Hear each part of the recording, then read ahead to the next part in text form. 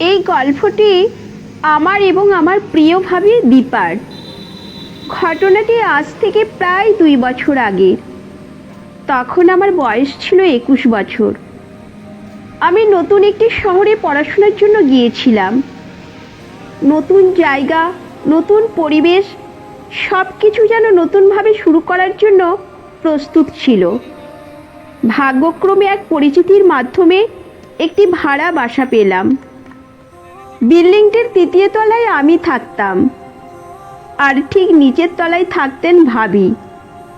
তার নাম ছিল দীপা। ভাবি ছিলেন একদম যেন স্বপ্নের মতো। 27 বছর বয়সী এই তরুণীকে দেখে বোঝা মুশকিল ছিল যে তিনি একজন ছোট ছেলের মা। তার স্বামী একটি বড় কোম্পানিতে কাজ করতেন এবং প্রায় বাইরে থাকতেন। ভাবির চোখে মুখে যেন এক অনন্য মাধুর্য। প্রথম দেখাতেই আমি মুগ্ধ হয়ে গিয়েছিলাম। ঘটনাটি ঘটে একদিন দুপুরে। আমি কিছু কাপড় গ্যালারিতে শুকানোর জন্য দিয়েছিলাম। হঠাৎ কিছু কাপড় নিচে পড়ে যায়। সাহস করে নিচে গিয়ে দরজায় কড়া নাড়ালাম। দরজা খুললেন ভাবি। হাতে একটি তোয়ালে।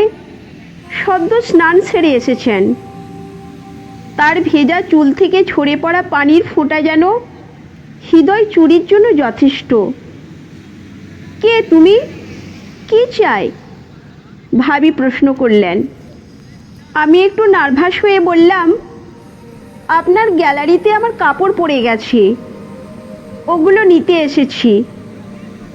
ভাবি মুচকি হেসে বললেন, ঠিক আছে, দাঁড়াও, আমি দিয়ে দিচ্ছি। এরপর থেকে আমি তাকে আরও বেশি খেয়াল করতে শুরু করলাম। তার হাসি, তার কথা সব কিছুই যেন আমাকে তার প্রতি আকৃষ্ট করে তুলল। কিন্তু আমি তখনও ভাবিনি যে এই পরিচয় এত দূর এগোবে। কিছুদিন পর একটি ঘটনা ঘটল। বিল্ডিংয়ের ছাদে আমি হাঁটাহাঁটি করছিলাম। হঠাৎ দেখি ভাবি ছাদের এক কোণে পাঁপড় শুকাতে নিয়ে এসেছেন। তার কোমল হাসি দেখে আমি মুগ্ধ হয়ে দাঁড়িয়ে রইলাম। হঠাৎ পা পিছলে ভাবি পড়ে যান।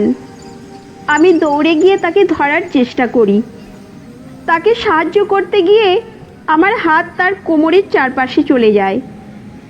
তিনি ব্যথায় কাতরাচ্ছিলেন, কিন্তু লজ্জায় হাসি দিয়ে বললেন, তোমাকে ধন্যবাদ, তুমি না থাকলে জানি না কি হতো।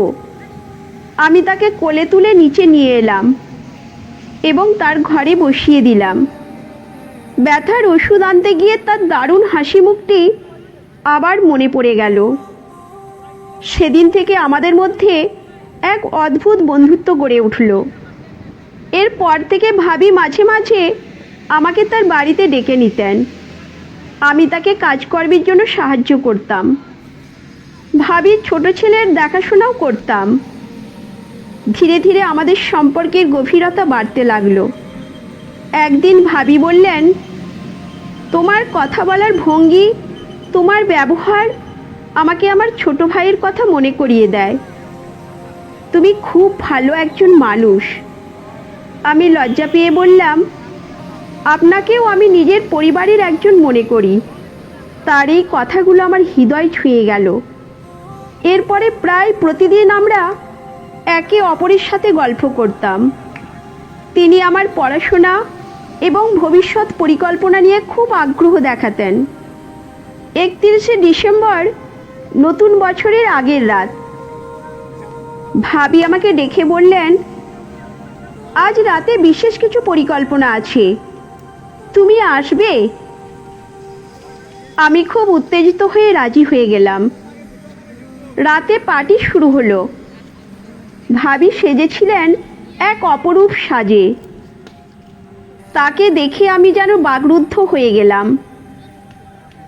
পার্টির মাঝখানে ভাবি আমাকে এক কোণে ডেকে বললেন, তোমার জন্য একটা বিশেষ উপহার আছে। আমি অবাক হয়ে জানতে চাইলাম, উপহার? কী উপহার? ভাবি মৃদু হাসি দিয়ে বললেন, তোমার মতো একজন বন্ধুকে পাওয়াই আমার জন্য বড় উপহার। আমি চাই তুমি সবসময় এমন থাকো। এই কথাগুলো আমার মনে গভীর দাগ কাটল। সেদিন আমি বুঝতে পারি আমাদের সম্পর্কে শুধু বন্ধুত্বের মধ্যে সীমাবদ্ধ নয়। সেই দিনগুলো আমার জীবনের অন্যতম সুন্দর অভিজ্ঞতা। যদিও আমাদের সম্পর্কে সমাজের চোখে শুধু বন্ধুত্ব হিসেবে পরিচিত ছিল, কিন্তু আমার মনে এটি ছিল এক গভীর এবং আন্তরিক সংযোগ। ভাবির প্রতি আমার এই অনুভূতি সবসময় আমার হৃদয়ে থেকে যাবে। এই গল্পটি আমাদের জীবনের সম্পর্কগুলোকে নতুনভাবে উপলব্ধি করায়। ভালোবাসা কেবলমাত্র একটি নাম নয়, এটি অনুভূতি, দায়িত্ব এবং একে অপরের প্রতি গভীর শ্রদ্ধা। এই গল্পটি যদি আপনাদের ভালো লেগে থাকে তাহলে অবশ্যই চ্যানেলটি সাবস্ক্রাইব করবেন এবং আপনার মূল্যবান মতামত জানাবেন। ততক্ষণ পর্যন্ত